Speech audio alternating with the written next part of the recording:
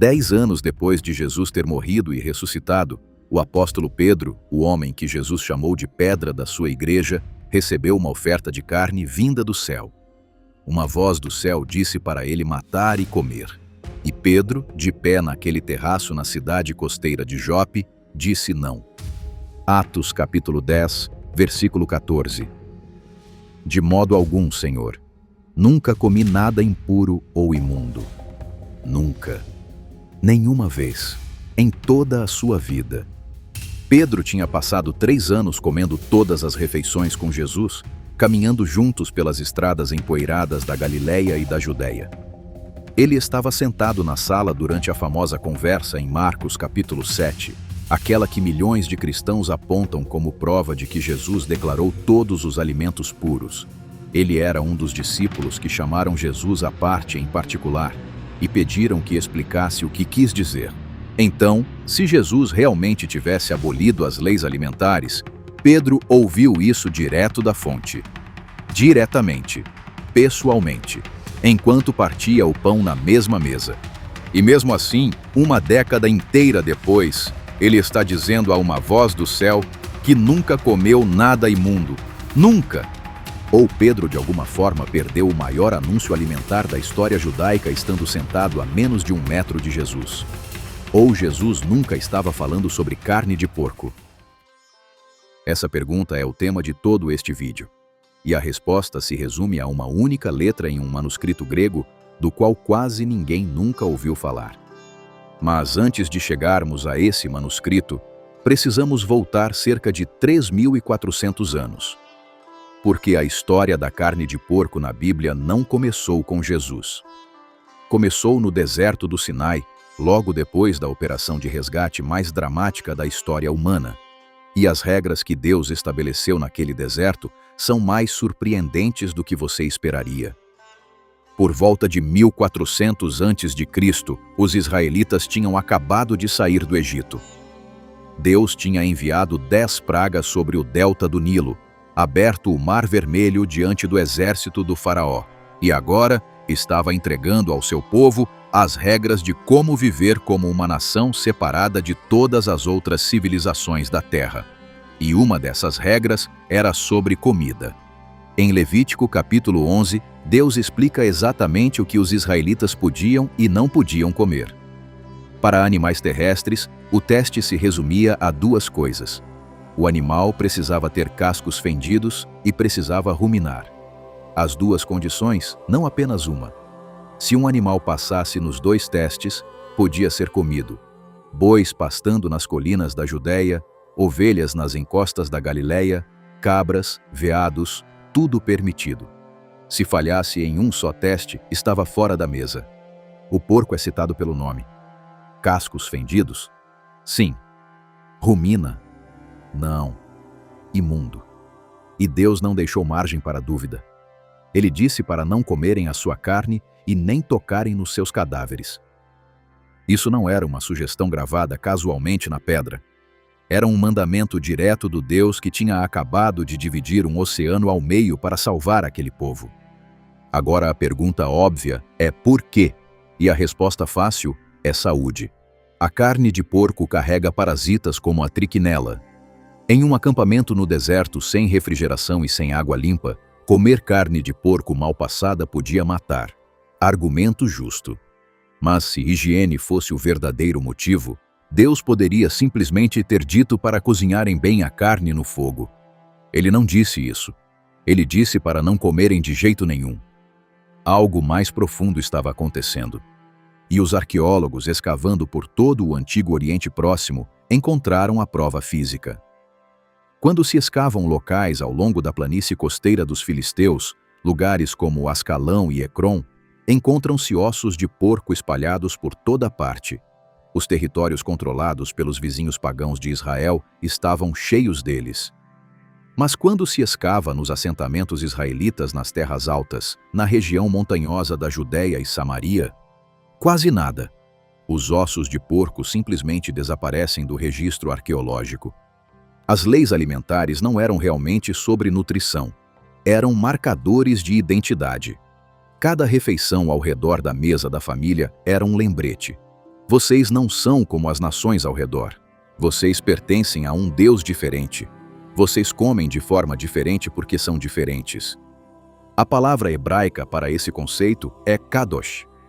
Normalmente traduzimos como santo, mas o que ela realmente significa é separado, distinto, diferente. Cada vez que uma família israelita nas terras altas sentava para jantar e recusava a carne de porco, enquanto os filisteus lá embaixo no vale costeiro estavam se banqueteando com ela, aquela refeição estava fazendo uma declaração teológica. Nós pertencemos a Deus. Eles não comem como nós porque não adoram como nós. E Deus disse isso, Ele mesmo em Levítico 11, versículos 44 e 45. Vocês se consagrarão e serão santos, porque eu sou santo. As leis alimentares escritas naqueles pergaminhos antigos eram um lembrete diário, físico e inevitável de uma realidade espiritual. Não dava para esquecer a quem você pertencia, porque o seu prato de jantar lembrava você disso 3 vezes por dia. Mas o porco não era apenas mais um animal na lista dos impuros. Com o passar dos séculos, ele se tornou algo muito mais sombrio.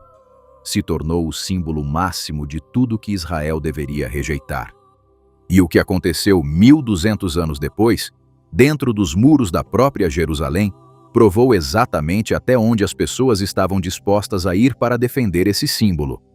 Em 167 a.C., um governante grego chamado Antíoco Epifânio marchou com seu exército até Jerusalém.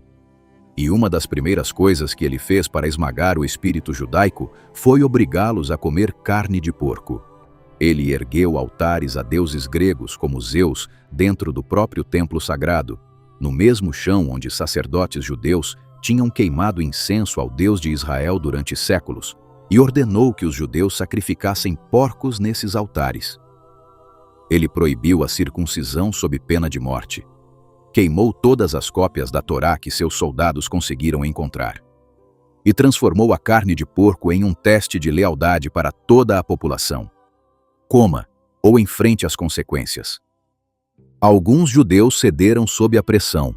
Outros recusaram, sabendo exatamente o que isso ia custar. O livro de 2 Macabeus conta a história de uma mãe judia em Jerusalém que assistiu seus 7 filhos serem torturados e executados, um após o outro, porque não quiseram comer carne de porco. Cada filho foi arrastado diante das autoridades gregas e recebeu a mesma escolha. Coma a carne, ou morra. Um por um, todos eles escolheram a morte.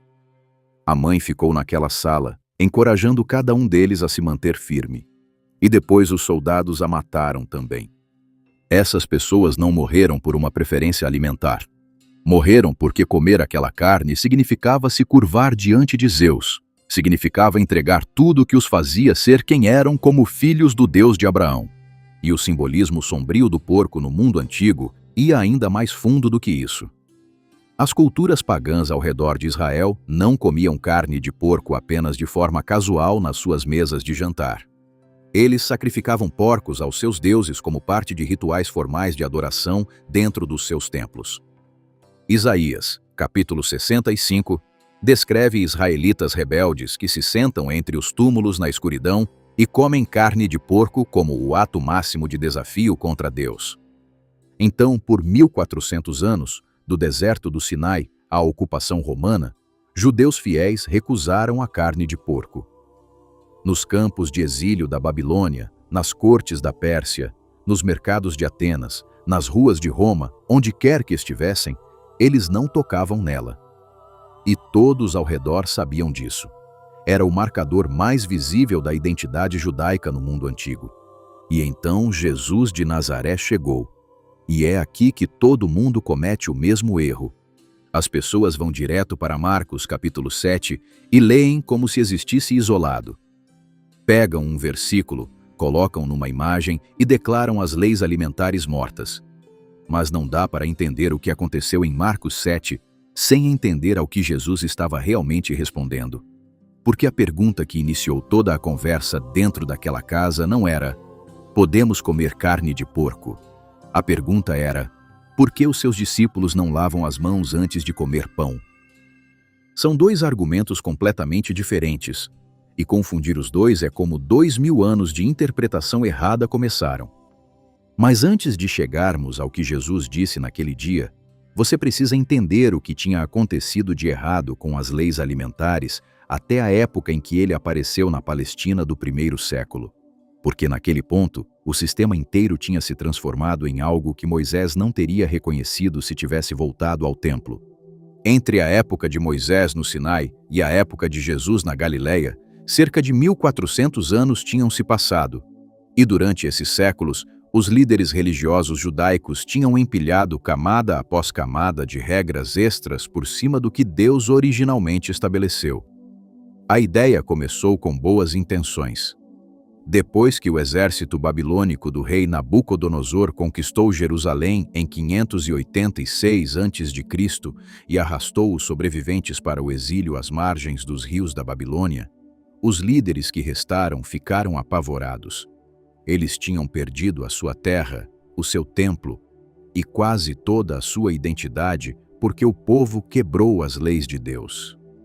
Então, quando um remanescente finalmente voltou para reconstruir os muros de Jerusalém, eles estavam determinados a garantir que aquela catástrofe nunca mais acontecesse. A solução deles foi construir o que chamaram de cerca ao redor da lei. Se Deus disse para não trabalhar no sábado, os rabinos criavam dezenas de sub-regras definindo exatamente o que contava como trabalho.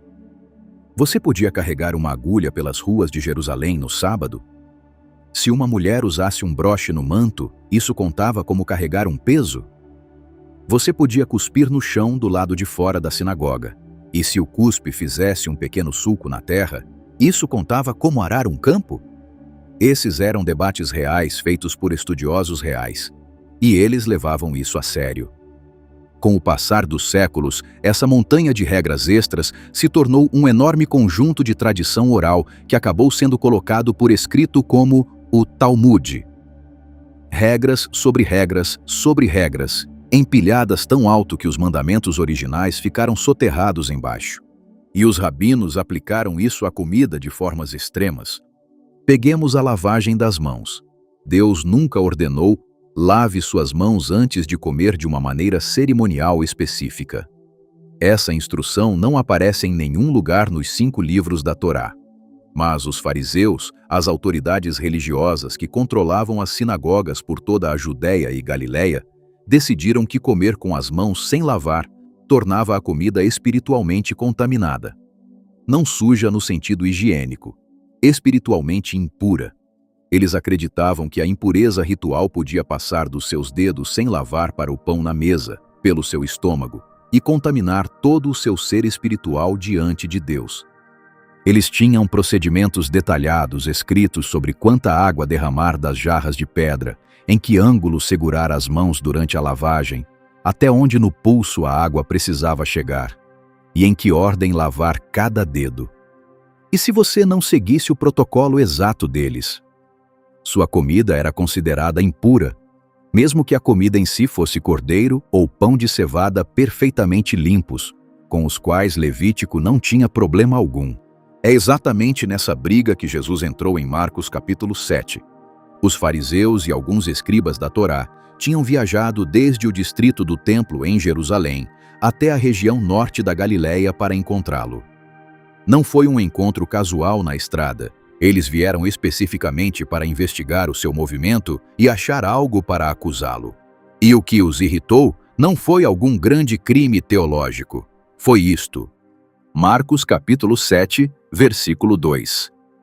Eles viram alguns dos seus discípulos comendo pão com as mãos sem lavar. Pão. Comido com as mãos sem lavar por um grupo de pescadores galileus. Esse foi o escândalo que deixou a delegação de Jerusalém furiosa. Eles confrontaram Jesus diretamente. Por que os seus discípulos não seguem a tradição dos anciãos?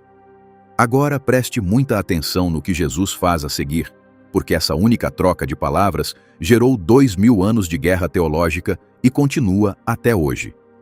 Ele não pede desculpas. Ele não manda seus discípulos irem lavar as mãos na bacia. Mas ele também não diz: vão comer carne de porco. Ele faz algo muito mais agressivo. ele vira o ataque e vai direto contra os próprios fariseus. Marcos 7, versículos 6 a 9. Jesus cita o profeta Isaías diretamente na cara deles e diz: "Vocês hipócritas, Isaías tinha razão sobre vocês. Vocês honram a Deus com os lábios, mas o coração de vocês está longe dele. Vocês ensinam tradições humanas como se fossem mandamentos da boca de Deus." Então, ele dá um exemplo específico que deve ter atingido os fariseus como uma pedrada no peito. Deus ordenou na Torá que as pessoas deviam honrar pai e mãe. E na cultura judaica do primeiro século, honrar os pais incluía sustentá-los financeiramente quando ficavam velhos e não conseguiam mais trabalhar nos campos. Mas os fariseus tinham inventado uma brecha esperta chamada Corban. Você podia ficar de pé na sinagoga e declarar seu dinheiro ou propriedade da família como consagrado a Deus, e de repente você não tinha mais obrigação legal de usá-lo para ajudar seus pais idosos. O dinheiro ficava na sua bolsa, mas tecnicamente pertencia ao tesouro do templo. Na prática, um grande número dessas promessas de Corban nunca era de fato pago ao templo. Era um esquema para fugir da responsabilidade com a própria família, enquanto parecia justo diante de toda a congregação.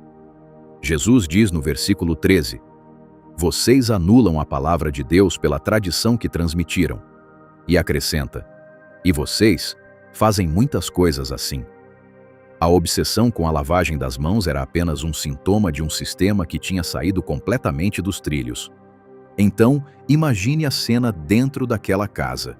Ali estavam os fariseus, usando uma brecha financeira inventada por homens para anular um mandamento real que Deus deu a Moisés no monte, enquanto ao mesmo tempo perdiam a cabeça, porque alguns pescadores de Cafarnaum não fizeram um ritual de lavagem das mãos sobre uma bacia de pedra que Deus nunca exigiu.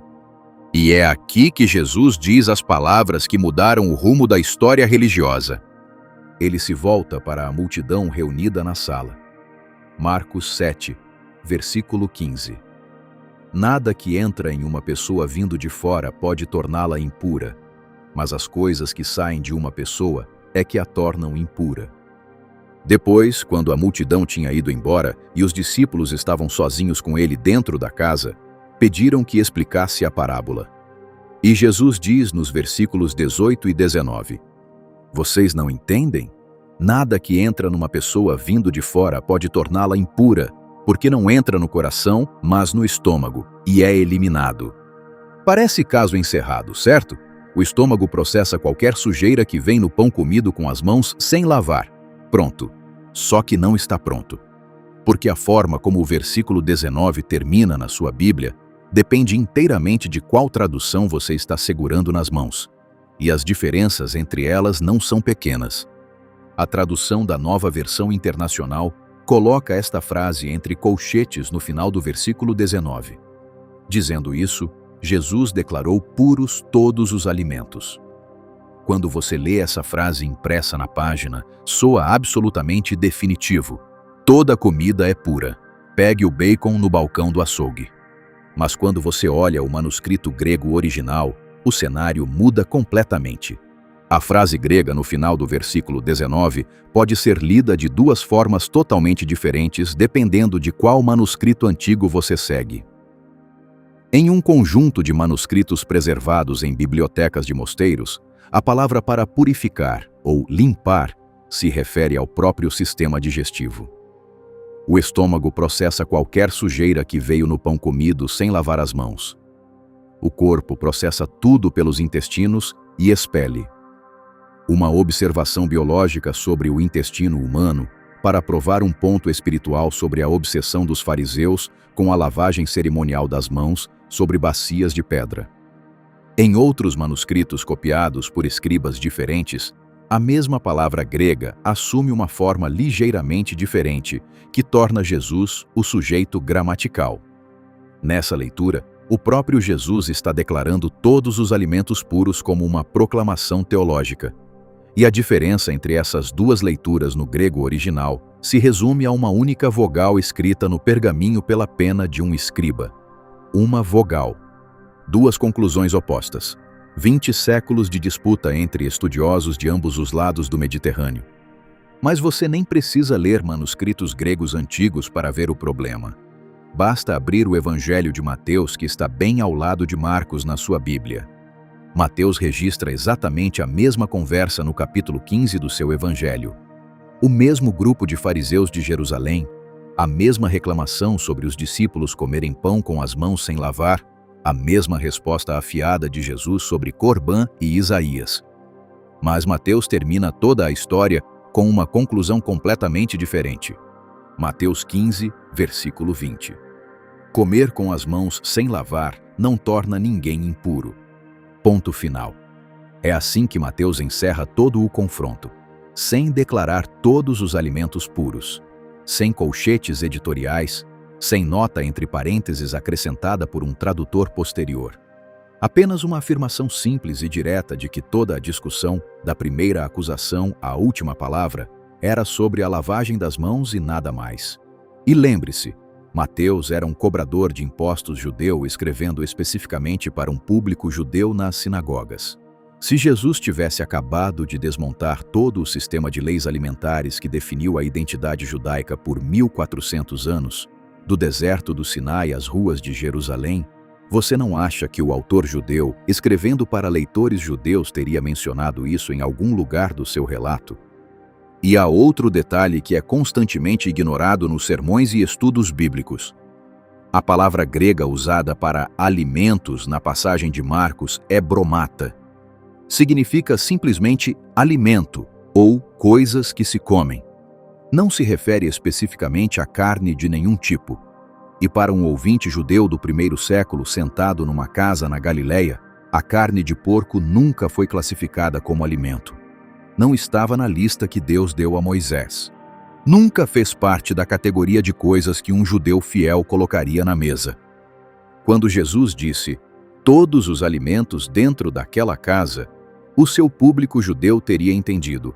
Todo alimento legítimo que Deus já aprovou é puro, independentemente de o ritual de lavagem das mãos dos fariseus ter sido feito sobre a bacia de pedra.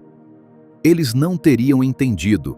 Desçam ao mercado romano e comprem os animais que Deus proibiu especificamente no rolo de Levítico. Pense da seguinte forma: se você diz aos seus filhos, podem pegar qualquer coisa da geladeira, ninguém interpreta isso como permissão para beber o frasco de produto de limpeza guardado embaixo da pia da cozinha. Qualquer coisa tem um limite que todo mundo na casa entende sem precisar dizer. E na Judéia do primeiro século, a carne de porco estava firmemente fora desse limite. Agora, se você ainda acha que a conversa dentro daquela casa em Marcos capítulo 7 resolveu a questão da carne de porco de uma vez por todas, a próxima parte da história torna essa posição extremamente difícil de defender. Se você ainda está assistindo a essa altura, você claramente quer entender o que a Bíblia realmente diz, não apenas o que as pessoas afirmam que ela diz. Inscreva-se para não perder a próxima análise. Eu analiso passagens bíblicas mal interpretadas toda semana. Agora, de volta à história. Porque o que acontece 10 anos depois em um terraço em Jope muda tudo. Uma década inteira se passa depois dos eventos de Marcos 7. Jesus foi crucificado numa cruz romana fora dos muros de Jerusalém, sepultado num túmulo emprestado escavado na rocha, ressuscitou dos mortos no terceiro dia e subiu ao céu a partir do Monte das Oliveiras. A igreja primitiva estava se espalhando pelo Mediterrâneo Oriental. E Pedro, o líder dos apóstolos, o pescador de Betsaida que andou sobre as ondas do mar da Galileia e pregou para 3.000 pessoas no Pentecostes em Jerusalém, estava prestes a viver a experiência mais estranha da sua vida. Atos capítulo 10. Pedro estava hospedado na cidade costeira de Jope, na casa de um curtidor chamado Simão que morava perto do porto. Já um detalhe interessante, porque os curtidores trabalhavam com peles e carcaças de animais o dia inteiro, e um judeu rigorosamente observante normalmente não ficaria sob o mesmo teto que um deles. Pedro já estava flexibilizando as regras sociais só por dormir naquela casa. Ele sobe ao terraço plano da casa de Simão para orar por volta do meio-dia, com o sol do Mediterrâneo batendo forte. Fica com fome. O cheiro do almoço sendo preparado na cozinha lá embaixo sobe pelas escadas. E enquanto espera com o estômago roncando, ele cai em êxtase. O céu acima do terraço se abre. Um enorme lençol desce do céu, preso pelas 4 pontas como uma enorme toalha de linho sendo baixada em direção às telhas de barro. Dentro do lençol havia uma coleção de animais que faria qualquer judeu observante recuar horrorizado. Animais de 4 patas, répteis rastejantes, aves selvagens, animais puros misturados com impuros, todos emaranhados no mesmo tecido. Então uma voz do céu fala diretamente a Pedro naquele terraço: "Levanta-te, Pedro, mata e come." E a resposta de Pedro deveria encerrar sozinha todo esse debate de 2000 anos.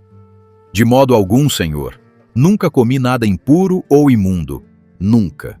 Nenhuma vez."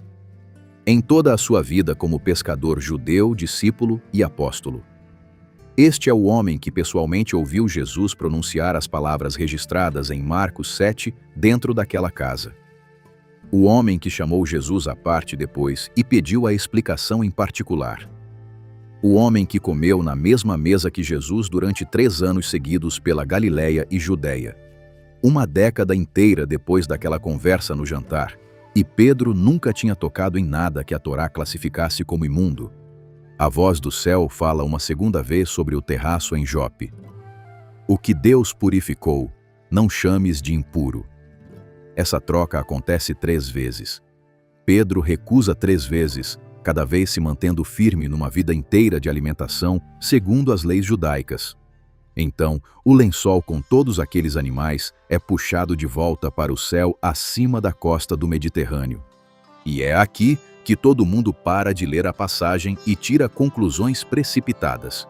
O que é um problema, porque o próximo capítulo da história é a parte que realmente explica o que toda a visão significava. Pedro não desce daquele terraço e vai procurar um açougue no mercado de Jope. Ele não celebra nenhum tipo de nova liberdade alimentar. Ele fica sentado ali nas telhas quentes, completamente confuso. Ele não faz ideia do que a visão do lençol e dos animais deveria significar. Enquanto ele ainda está ali, sentado pensando, 3 homens batem na porta da frente da casa de Simão, o curtidor, lá embaixo. Eles foram enviados numa viagem de 2 dias desde a cidade da guarnição romana de Cesareia por um centurião chamado Cornélio, um soldado gentio que temia o Deus de Israel, mas nunca tinha sido circuncidado nem totalmente convertido ao judaísmo. Cornélio tinha recebido a sua própria visão separada em Cesareia, e um anjo de Deus lhe disse para enviar mensageiros pela costa até Jope e trazer Pedro de volta. Pedro vai com eles. Ele entra na casa romana de Cornélio em Cesareia. Na cultura judaica do 1º século, atravessar a porta da casa de um gentio era considerado espiritualmente contaminante. Judeus observantes em Jerusalém e em toda a Judéia simplesmente não faziam isso. Mas Pedro atravessa aquela porta mesmo assim. E quando entra e vê uma sala cheia de gentios romanos incircuncisos esperando por ele nos sofás, ele diz a frase que revela o significado inteiro da visão no terraço. Atos capítulo 10, versículo 28. "Vocês sabem que é proibido para um judeu associar-se ou visitar alguém de outra nação. Mas Deus me mostrou que eu não devo chamar nenhuma pessoa de impura ou imunda. Nenhuma pessoa, não nenhum alimento, não nenhum animal do lençol, nenhuma pessoa." Pedro interpreta a sua própria visão, em voz alta, de pé na casa de um centurião romano, diante de testemunhas judias e gentias. E a interpretação dele não tem absolutamente nada a ver com o que está na mesa de jantar. Os animais impuros emaranhados naquele lençol de linho eram um símbolo. Eles representavam os povos gentios, as nações não judaicas que a sociedade judaica tinha tratado como espiritualmente intocáveis durante séculos. Deus estava mostrando a Pedro naquele terraço que o evangelho de Jesus era para todas as pessoas da terra, judeus e gentios, juntos numa só família. A barreira entre os povos estava caindo em Cesareia, não a barreira entre categorias de alimentos no prato de jantar. E o que acontece em seguida dentro daquela casa romana prova isso sem qualquer dúvida. o Espírito Santo desce sobre Cornélio e toda a sua família gentílica, enquanto Pedro ainda está no meio da frase, ainda pregando sobre Jesus. Gentios romanos incircuncisos, pessoas que nunca tinham pisado dentro do templo em Jerusalém, recebendo o Espírito Santo pela primeira vez na história registrada. Os crentes judeus que tinham viajado com Pedro desde Jope ficaram ali parados, atônitos, na sala de Cornélio. Nada assim tinha acontecido antes na história de Israel. Pedro responde: alguém pode negar a água do batismo a estas pessoas que receberam o Espírito Santo assim como nós crentes judeus? E batizou toda a família romana ali mesmo, naquele momento, em Cesareia. Toda a visão no terraço em Jope, o lençol de linho, os animais misturados, as 3 recusas de Pedro, tudo estava conduzindo a esse único momento na casa de Cornélio. Deus estava derrubando o antigo muro entre judeu e gentio. Ele não estava enviando a Pedro uma atualização do cardápio para a cozinha. E repare num detalhe que raramente é mencionado na igreja: Pedro nunca come nenhum animal daquele lençol. 3 vezes a voz do céu disse para ele matar e comer. 3 vezes o pescador de Betsaida recusou. E nenhuma vez em todo o livro de Atos alguém, nem um apóstolo, nem um anjo, nem o Espírito Santo, corrige Pedro por ter recusado. Ninguém diz: Pedro, você deveria ter comido o porco do lençol de linho. A visão realizou tudo o que Deus pretendia sem que Pedro desse uma única mordida. Mas a questão maior ainda pairava sobre a igreja primitiva, como uma nuvem de tempestade vindo do Mediterrâneo. Convertidos gentios de todo o Império Romano estavam entrando na fé aos milhares, e a questão mais fundamental que dividia crentes judeus e gentios era esta: que regras da Torá esses novos convertidos gentios realmente precisam seguir? Por volta de 49 depois de Cristo, aproximadamente 20 anos depois da ressurreição na manhã de Páscoa, a liderança da igreja se reuniu dentro dos muros de Jerusalém para resolver isso cara a cara. Essa reunião, registrada em Atos capítulo 15, ficou conhecida como o Concílio de Jerusalém, o primeiro concílio geral da história cristã, realizado na mesma cidade onde Jesus foi crucificado, enfrentando a questão teológica mais explosiva da sua geração. Os crentes gentios precisam ser circuncidados e seguir toda a lei de Moisés para serem salvos? Pedro se levantou e falou primeiro na assembleia. Ele lembrou a todos na sala o que aconteceu na casa de Cornélio em Cesareia. Deus não fez distinção entre corações judeus e gentios. Ele purificou os corações dos gentios somente pela fé. Todos, judeus e gentios, são salvos pela graça de Jesus. Paulo e Barnabé se levantaram em seguida e apoiaram Pedro com relatos de primeira mão dos campos missionários pela Ásia Menor e Grécia. Então Tiago, o irmão do próprio Jesus e líder reconhecido da igreja de Jerusalém, se levantou do seu lugar e deu o veredito que moldaria a direção do cristianismo pelos próximos 2000 anos. Os crentes gentios deveriam seguir 4 orientações específicas: evitar alimentos sacrificados a ídolos pagãos nos templos gregos e romanos, evitar a imoralidade sexual ligada às práticas de adoração nos templos, evitar comer carne de animais mortos por estrangulamento em vez de abate adequado, e evitar consumir sangue. 4 itens escritos no pergaminho e enviados às igrejas. Essa é a lista completa do Concílio de Jerusalém. Agora veja o que torna essa decisão tão difícil para ambos os lados do debate sobre a carne de porco, mesmo hoje. Se as leis alimentares de Levítico ainda fossem obrigatórias para todos os crentes em todo lugar, por que os apóstolos sentados naquela sala em Jerusalém não colocaram nada de carne de porco, nada de frutos do mar, nada de animais impuros nessa lista curta? Há apenas 4 itens no pergaminho. Tinham espaço para um 5º. Se evitar carne de porco importasse para a salvação ou obediência dos gentios, os homens que caminharam com Jesus durante 3 anos teriam escrito isso. Não escreveram. Mas o outro lado do debate tem um contra-argumento justo que merece consideração honesta. Os 4 itens que Tiago listou não são sugestões alimentares aleatórias. Cada um deles se conecta diretamente às práticas de adoração a ídolos pagãos que aconteciam dentro dos templos gregos e romanos por todo o império.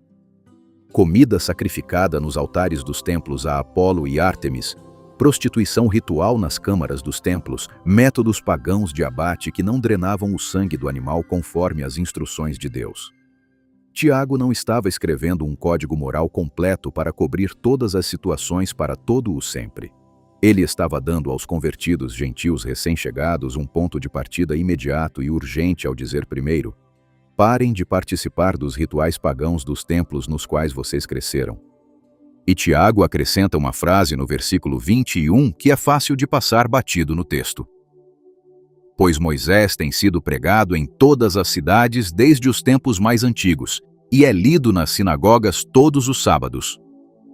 Alguns estudiosos que analisam essa passagem entendem isso como Tiago dizendo ao concílio que os novos convertidos gentios aprenderão o restante das instruções da Torá gradualmente com o tempo, à medida que frequentarem os cultos na sinagoga todos os sábados nas suas cidades.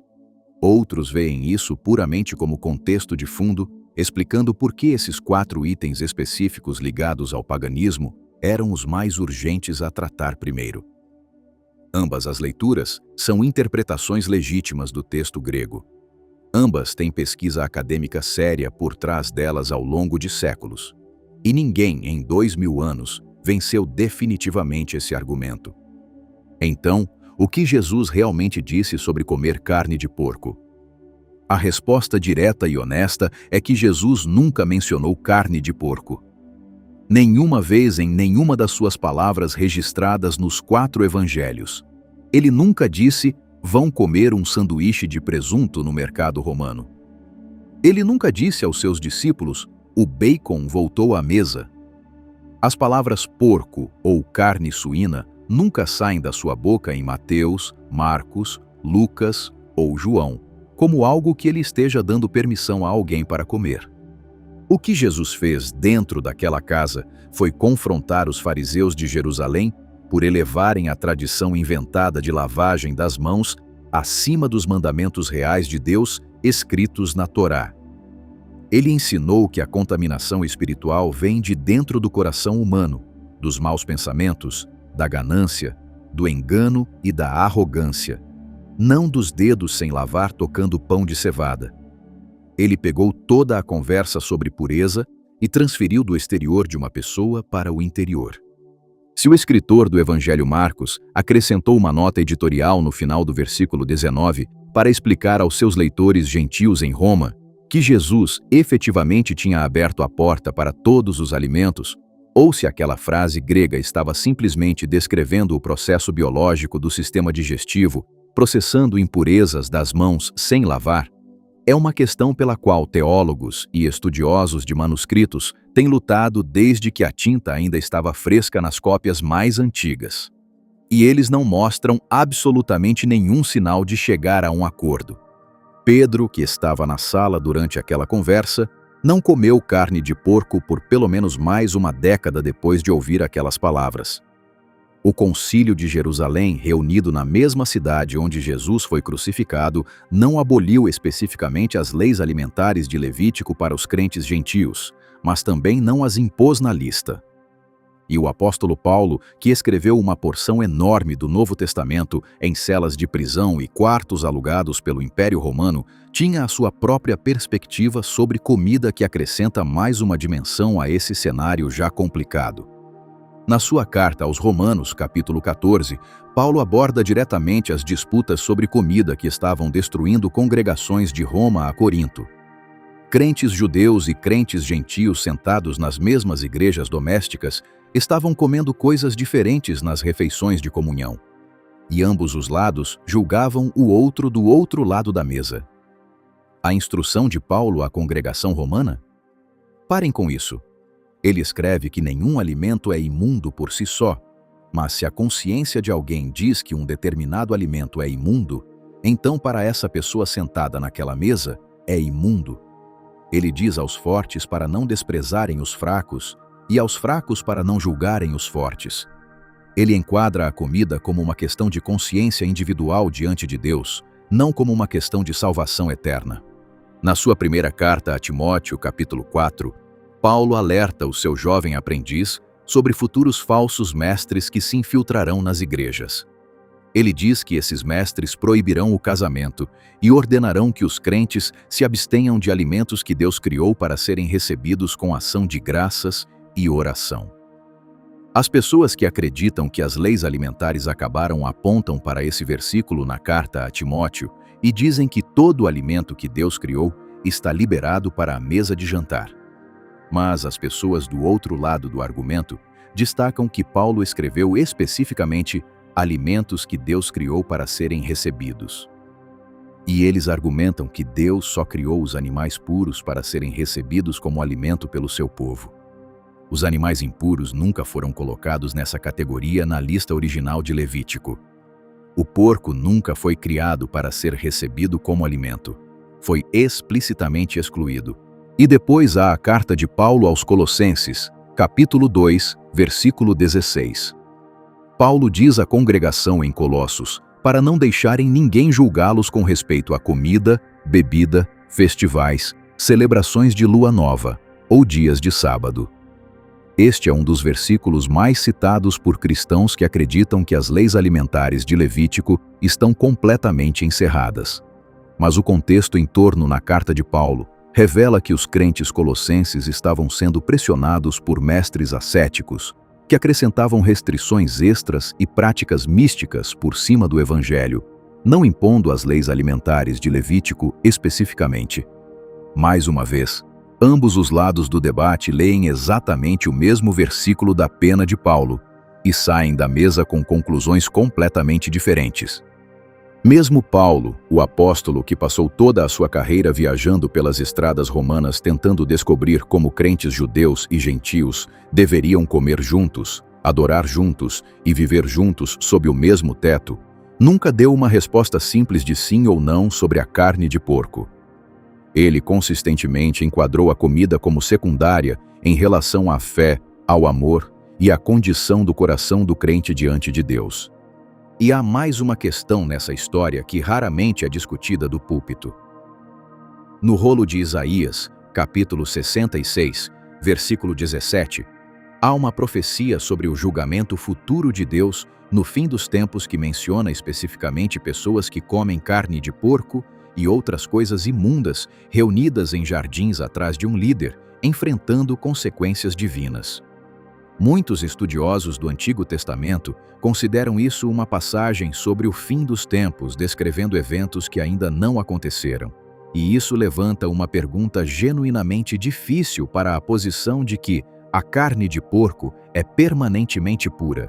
Se o porco foi universal e irreversivelmente tornado puro pelas palavras de Jesus naquela casa na Galileia, por que uma profecia antiga sobre o futuro ainda descreve comer carne de porco de forma negativa, junto com outros atos de rebelião?